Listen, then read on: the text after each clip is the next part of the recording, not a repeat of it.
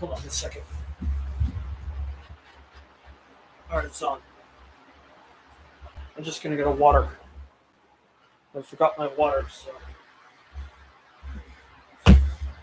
I already wrote down the thing in the chat, so that'll be good.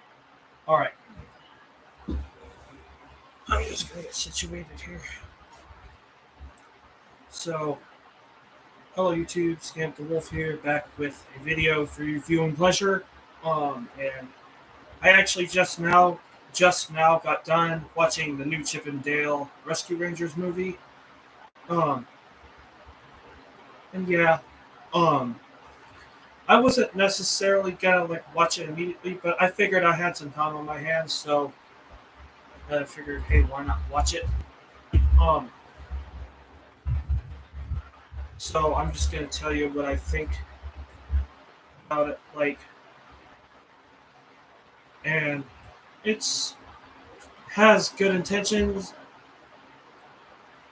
but it's not my favorite movie of the year or anything. I actually just posted that right now. I forgot to post it. The leave your thoughts and all that stuff. So it's in the chat right now. Um, yeah, so it has very good intentions, of course, because it's kind of like a Who Framed Roger Rabbit type thing, like a Space Jam kind of thing, like where it's referencing all these movies, old shows, and stuff like that in the plot, like and and it's world building and stuff like that, and that's very interesting. Like, and there's all kinds of stuff where they don't reference or they reference stuff from like non-Disney stuff. Like there's like uh, Sonic that's in it. The Sonic that is ugly Sonic. If you remember, like Sonic was designed terribly in when the first Sonic was coming out, and then he's in this one, which is interesting. What there's all kinds of cameos and stuff. There's all kinds of like interesting little things, pop culture things and stuff. Which that aspect of the film is interesting, like because you can look at all the little details and stuff like that. You can look how unique this world is, how there's all these different animation styles and stuff like that. Like there's puppetry in some scenes. There's like hand drawn stuff. There's CG. There's like us. I mean, Chip is basically looks and Gadget, Hack Wrench, and all those characters. They look like they're CG by way of hand drawn animation. They look hand drawn, but it's like CG. I don't know what that process is called. I think there was a Disney short that was attached to Wreck It Ralph that had that concept, that had that animation style. I don't remember what they called it, Paperboy or something like Paperman or whatever. But that's how they're animated. This is puppetry. There's like claymation, I think. Um, so yeah, that's the cool thing about this is that like there's all the pop culture stuff, and they do it in a good way in the film. They don't like pander. They don't have anything where it's like pandering where it's just there for no reason or whatever. I remember there was a scene where it's like there's like a couple of mice who were like Star Wars characters, like a little throwaway shot or something in one of the scenes. And it's not like because this really isn't. It's kind of like a Who Framed Roger Rabbit world. So that's what the universe of the movie is like. Like it's kind of funny how they want to do a reboot with these characters. They're talking about doing a reboot. There's been a lot of stuff recently where it's kind of like self-aware, and they're talking about like an extended universe and stuff like that, like and all that stuff. Stuff like the Matrix and Matrix Resurrections and Space Jam: A New Legacy is also like that.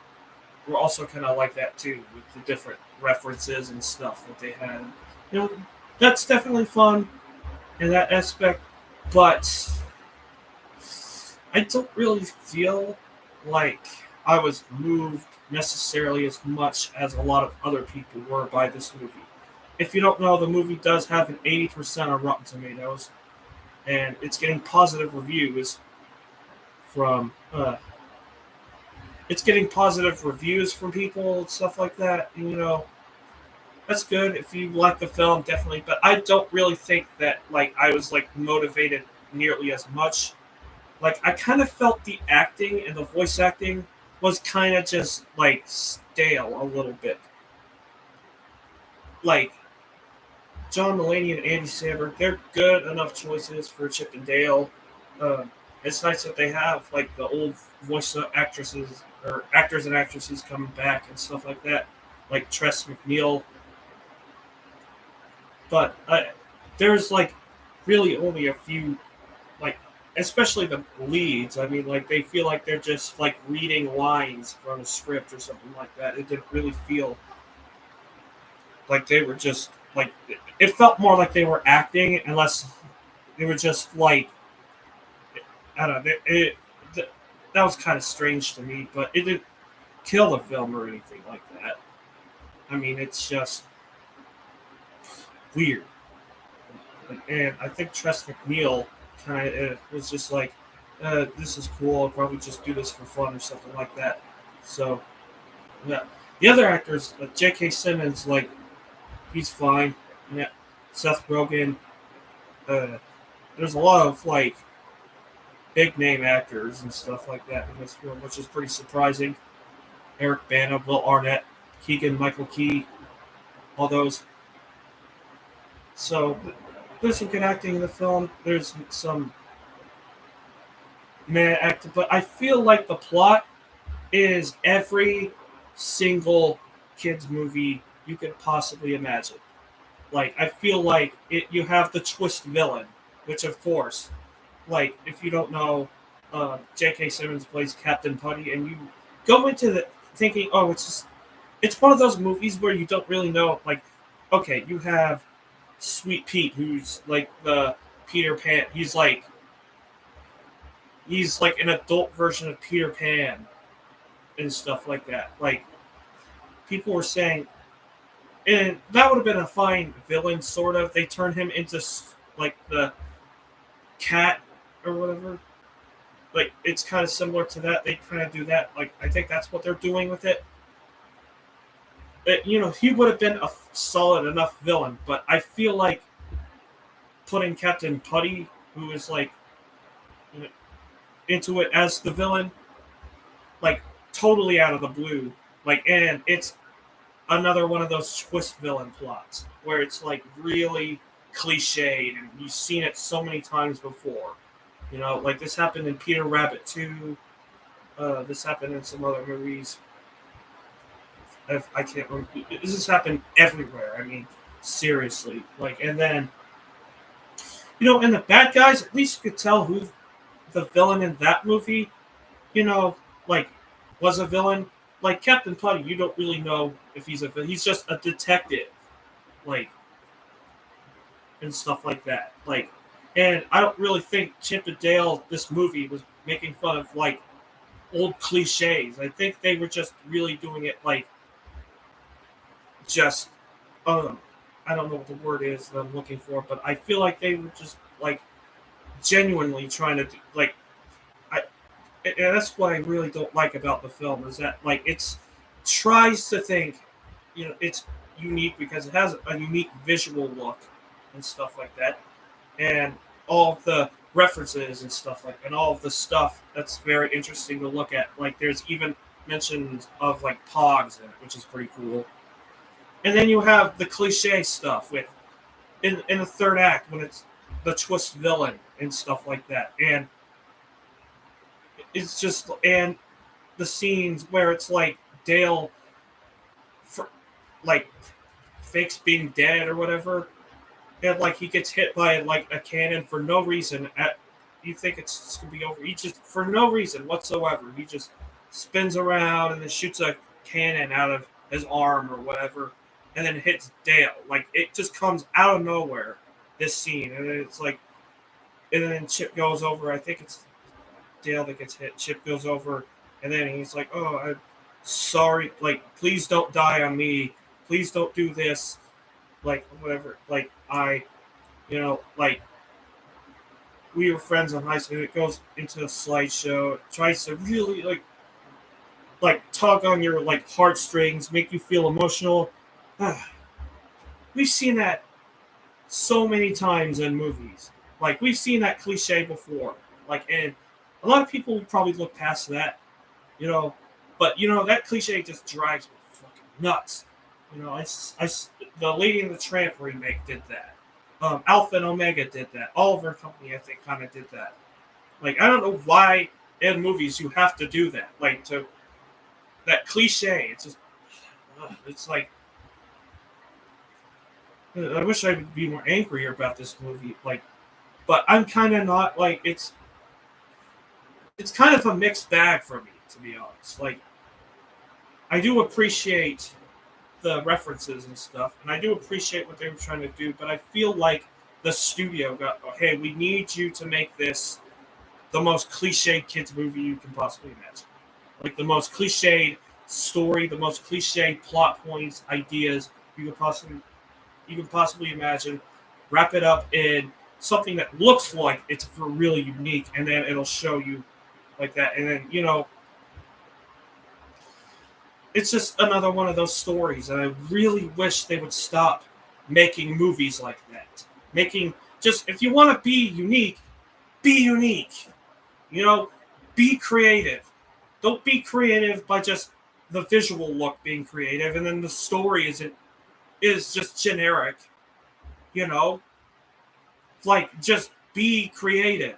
Be like clever, actually clever, not just rehashing stuff like ideas. Like, you have a lot of different cameos in this that are really actually kind of interesting that they were pulling from the other stuff. Like, they have Seth Rogen reprising roles from other movies, from like DreamWorks movies, Monsters versus Aliens and stuff.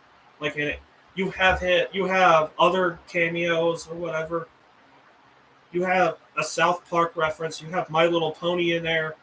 Like, and I'm not saying that it like always has to be like, I don't know what I'm trying to say necessarily. Like,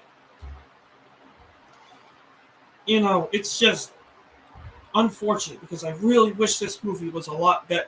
I really wish that this movie worked a lot better for me. Like, I really wish that they would have come up with something a little bit more unique in the plot. Especially when it gets to that third act, and when it's revealed that they always have to go, "It was you that did this the whole time," and then the villain has to revel in his badness, like the twist villain and all that stuff. Like, it's just played the fuck out, seriously. And then, same thing with Dale getting hit by that cannon, and then doing the fake, and then doing they think they're dead, but they're actually not cliche. We don't really need that in movies. That's not a cliche. That's not like, that doesn't happen in real life. And I'm not saying the movie is realistic. I'm just saying that doesn't happen in real life. Like, it's a stupid cliche. It's played out. I'm so freaking tired of it. Like, and the cartoon wasn't really. It was. I think they had cliches in it, but it wasn't that. But it didn't feel like, it felt like it was unique and it felt entertaining. I wasn't really entertained by this as much by this movie. I feel like the jokes in it would be funny based on like, if you think the jokes are funny or whatever. But I really didn't like laugh through it or something. Like, I could see why there'd be ideas or whatever that would be funny to some people. Like, For certain, the bathroom humor that's in it, I wouldn't really necessarily jive with that because I'm not a bathroom humor person, and I really kind of wish that they would just scale back on the bathroom humor, but that's beside me. The jokes in it that aren't of that variety, I was like crazy, like laughing. I, I could see how it would work for other people, but the big problem with this movie is the plot. And I really think it's just a generic plot that's been done before. The movie isn't bad necessarily. It's on a level okay. Like I do think if you want to watch if you have kids or something and you want to show them this movie, fine enough. Like I would recommend you probably watch Chippendale Rescue Rangers, the action cartoon first. Show that to them first before showing them this. But if you're a Chippendale Rescue Rangers fan and you want to watch this out of curiosity, you definitely are gonna enjoy it a little bit. You definitely gonna have a fun time going through nostalgia lane and stuff like that.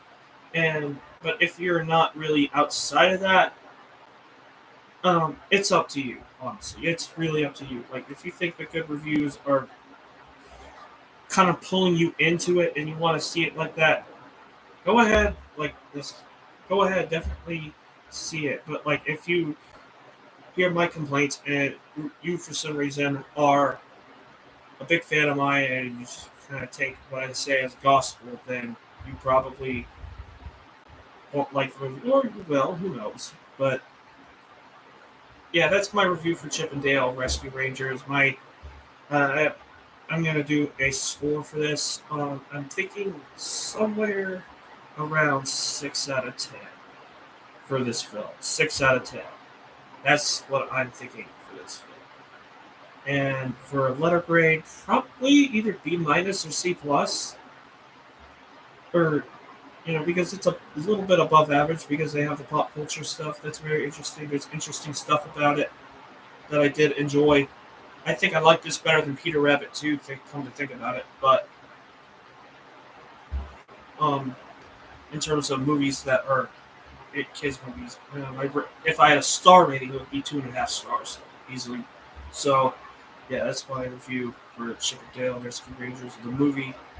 Um, They should have made a different plot. I really think that the plot really bogged this one down, in my opinion. But that's not everyone's experience. So, but like as the chat says, which the chat will probably not be up because they did not select the live chat replay or whatever. Um, what did you think about this movie? Um, Leave your comments down below. Leave any responses you have down below. This is Scamp the Wolf signing out. Take care.